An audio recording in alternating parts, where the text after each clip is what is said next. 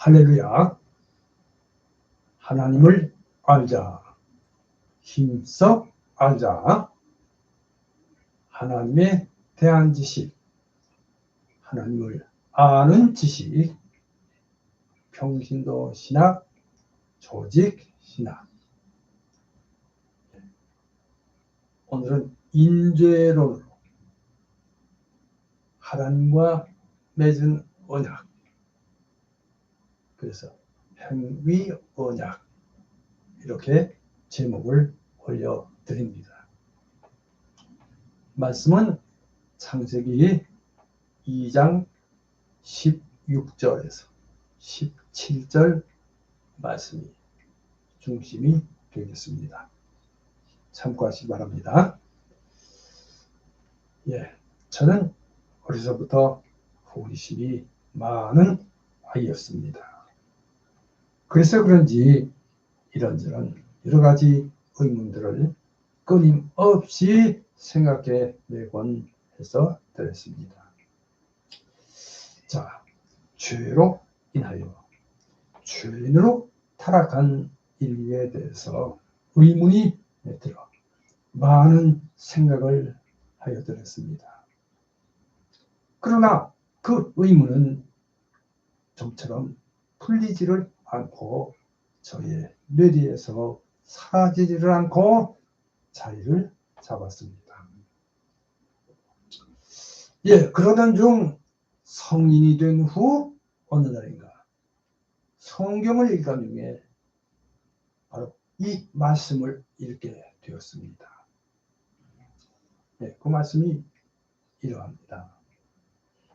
성경을 알았느니 성령은 능히 너로 하여금 그리스도 예수 안에 있는 믿음으로 말미암아 구원에 이르는 지혜가 있게 하느니라.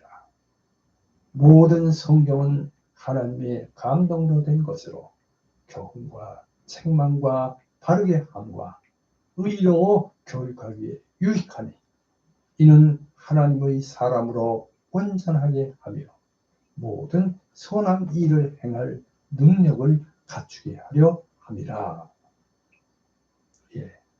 사도 바울이 사랑하는 제자 디모데에게 한 서신서인 디모데후서 3장 15절에서 17절의 말씀입니다. 바로 이 말씀을 근거해서 성경에서 그 의문을 알았습니다. 할렐루야. 자, 오늘은 기독교 믿음의 근간이라고 할 수 있는 조직 신학에서 가르치는 조직 신학 인죄론으로 하나님과 맺은 언약으로 행위 언약에 관한 진리를 알아봅니다.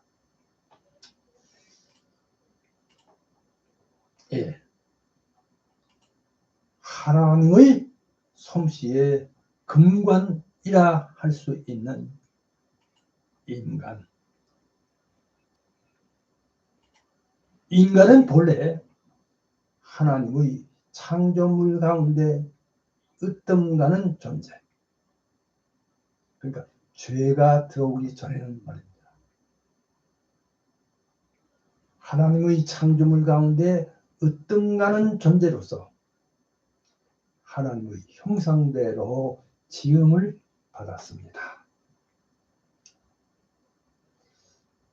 자, 이에 대해서 창세기 1장 26절에서 28절 말씀 참조하시기 바랍니다. 따라서 인간의 본질은 그가 하나님의 형상이라는 데 있는 것입니다. 그래서 인간은 모름지기 다른 모든 피조물과는 구별되는 만물의 영장이라 일컫는 것입니다. 할렐루야. 자, 그리고 하나님께서는 인간과 계약을 맺으셨습니다. 예, 계약 관계를 맺으셨습니다. 그래 이 본래의 계약을 자, 우리는 행위 계약 이렇게 부릅니다. 자, 하나님께서 맺으신 하나님의 언약은 하나님과 인간 사이의 상호 약속이며 동의입니다. 그리고 인간과 맺으신 그 첫 번째 언약은 행위 언약이었습니다. 자, 이것은 일명 생명의 언약이라고도 불립니다. 물론 이 교리 역시 실제적으로나 교리적으로나 고귀한 가치를 가진 진리임에는 틀림이 없으며 신구약 성경에 명백히 기초하고 있음을 말씀드립니다. 자, 그러므로 하나님과 맺은 언약으로서의 이 행위 언약에 관한 이 교리 역시 성경 이외에 다른 사료에서는 배울 수가 없고 다만 신앙으로서만 받아들일 수 있다고 말씀드립니다. 자, 이제 그럼 먼저 첫째로 자 1번입니다. 1번 행위 언약의 성경적 정의 이렇게 제목을 올려드립니다. 자, 예, 행위 언약은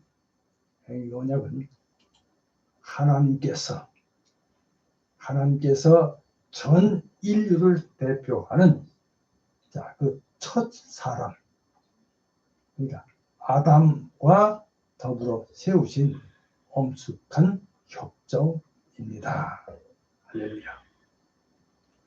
자, 그러니까 곧 하나님은 그에게 자, 순종을 조건으로 하여 영생을 약속하시고 또 자, 불순종의 경우에는 영원한 사망 곧 영사로서 형벌하실 것을 경고하신 것입니다. 예, 이에 대해서 자, 성경 말씀 창세기 2장 16절에서 17절 말씀입니다. 제가 읽겠습니다. 여호와 하나님이 그 사람에게 명하여 이르시되 동산 각종 나무의 열매는 네가 임의로 먹되 선악을 알게 하는 나무의 열매는 먹지 말라. 네가 먹는 날에는 반드시 죽으리라 하시니라. 이 말씀입니다. 창세기 2장 16절에서 17절 말씀입니다. 자, 그리고 또 자, 호세아서 6장 7절 말씀 보면은 자, 이렇게 기록되어 있습니다. 그들은 아담처럼 언약을 어기고 거기에서 나를 반역하였느니라. 호세아서 6장 7절 맞습니다. 이렇게 기록이 되어 있습니다. 자, 그러므로 아담의 죄는 자, 계약 위반이라고 할 수 있습니다. 자, 이 언약이 행위 언약이라고 불리는 것은 완전한 순종의 행위가 그 조건인 까닭입니다. 자, 그리고 혹 생명의 언약이라고 치고되는 것은 자, 순종에 대한 그 상급도 생명이 약속되었기 때문입니다. 그래서 이에 대해서 사도 바울은 아담과 그리스도를 비교하였습니다. 예, 이에 대해서는 로마서 5장 12절에서 21절 말씀 참조하시기 바랍니다. 자, 그러니까 아담 안에서 모든 인류는 죽었으나 그리스도 안에서 그 그리스도에게 속한 자는 살아나게 되는데 부활, 생명. 이것은 그리스도가 하나님 안에 있는 자의 대표가 된 것 같이 아담이 전 인류의 대표이었다는 것을 의미합니다. 할렐루야. 자, 여기까지고요. 그 다음에 이어서 두 번째입니다.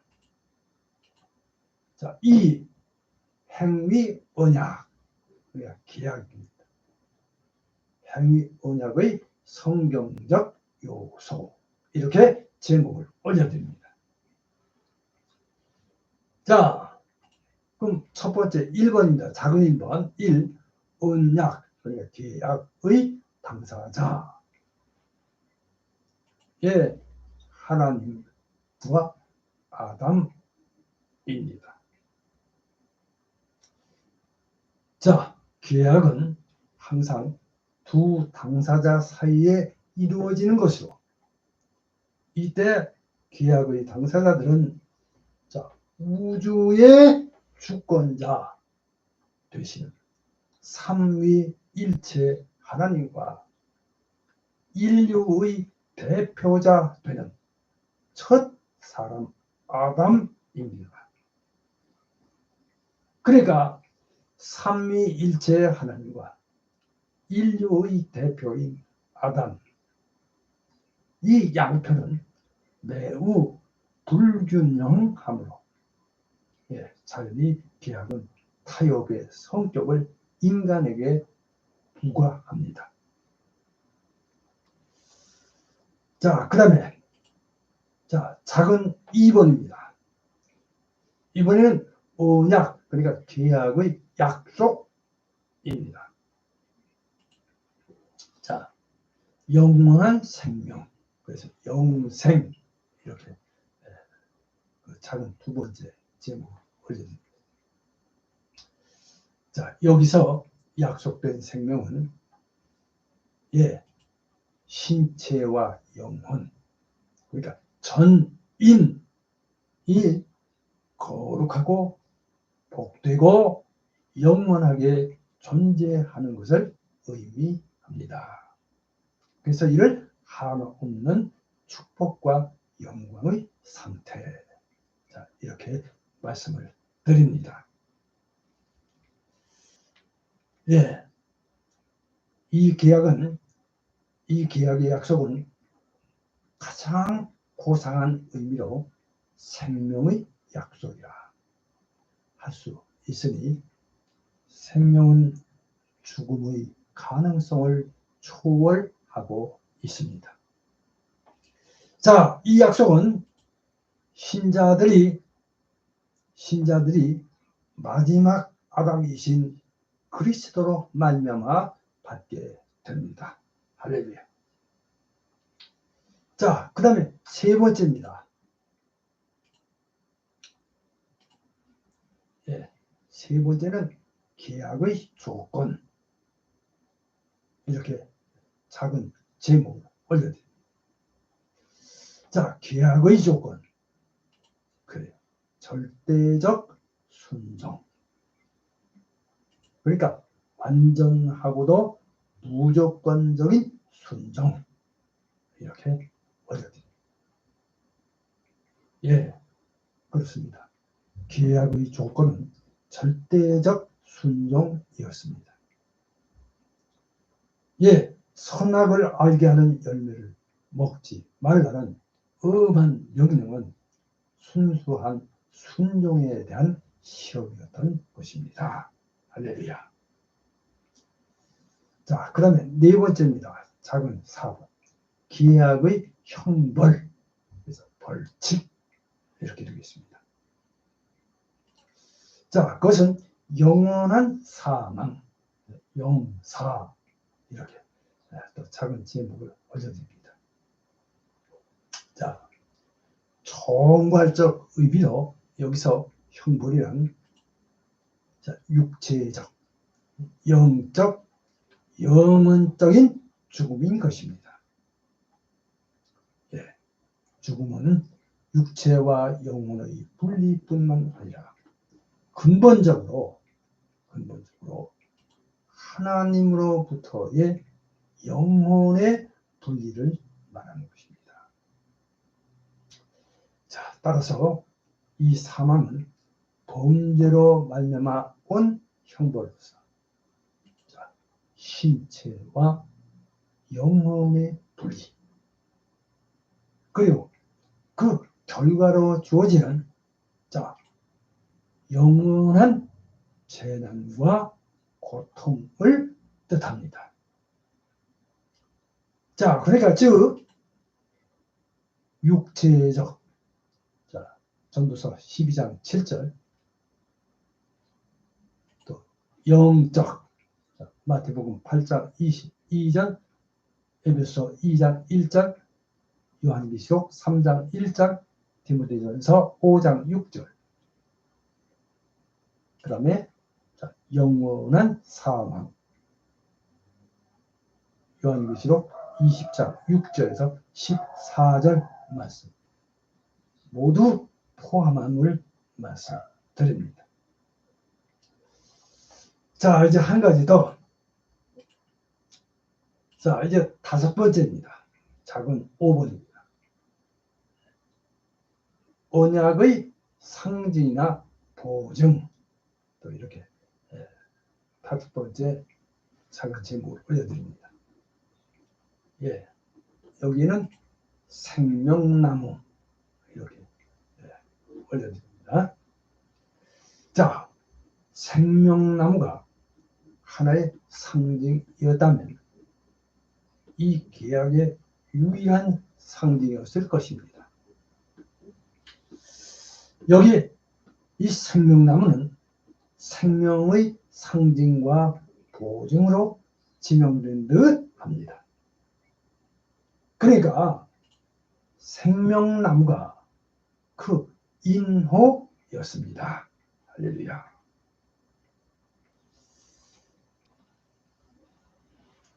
자, 이번에는 이제 큰 3번이 되겠습니다.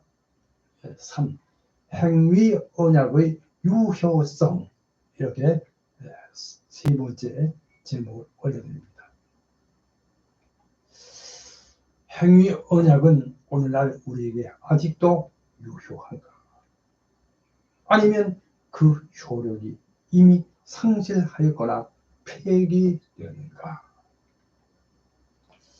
이에 대해서 알미니안 파들은 행위 언약, 계약의 완전히 폐기되었다고 주장합니다. 예, 그러나 이것은 그릇된 견해입니다.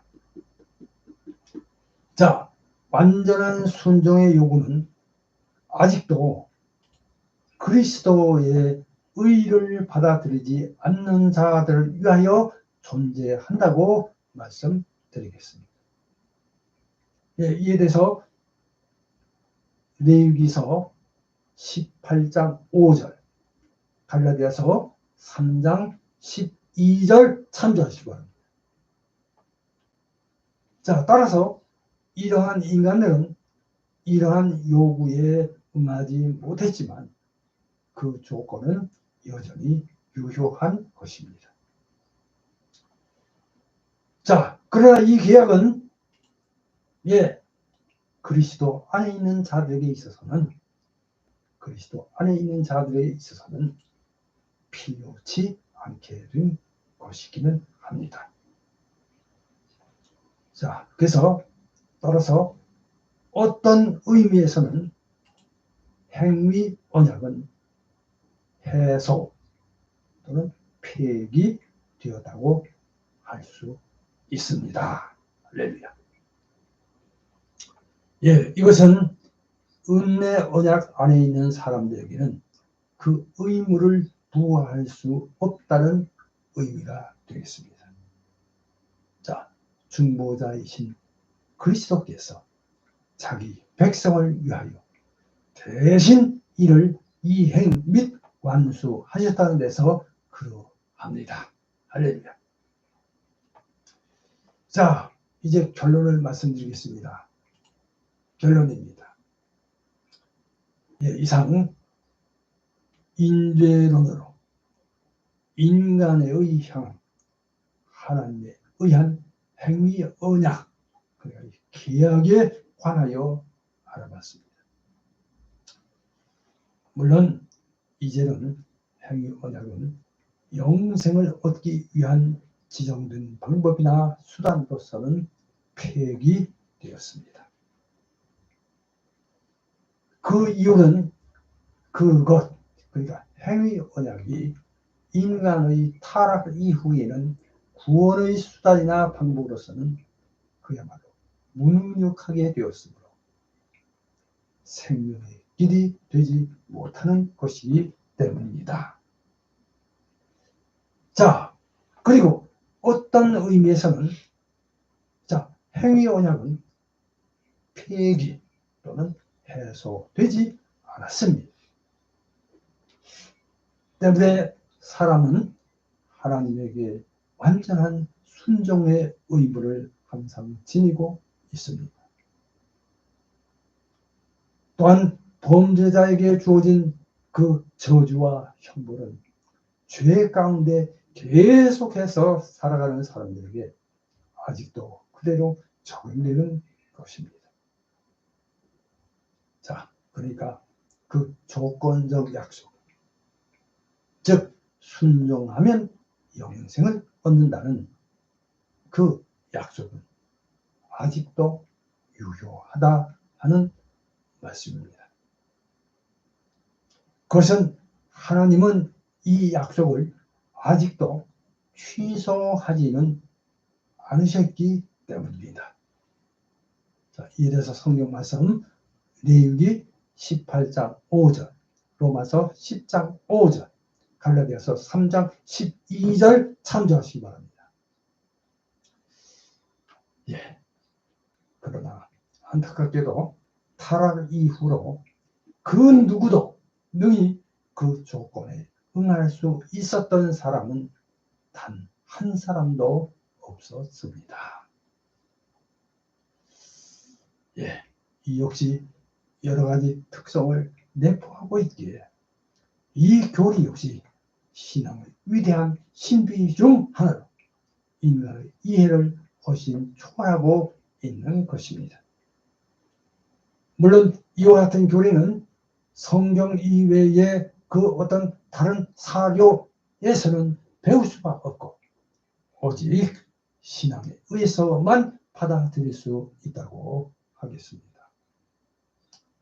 자, 여기서 중요한 것은 하나님께서 범죄하고 타락한 인간이 구원에 이르는 하나님을 아는 지식, 하나님에 대한 지식인 신지식으로 하나님을 알고 믿어 구원에 이르는 은혜에 참여하기를 원하시고 축복하시다는 점입니다.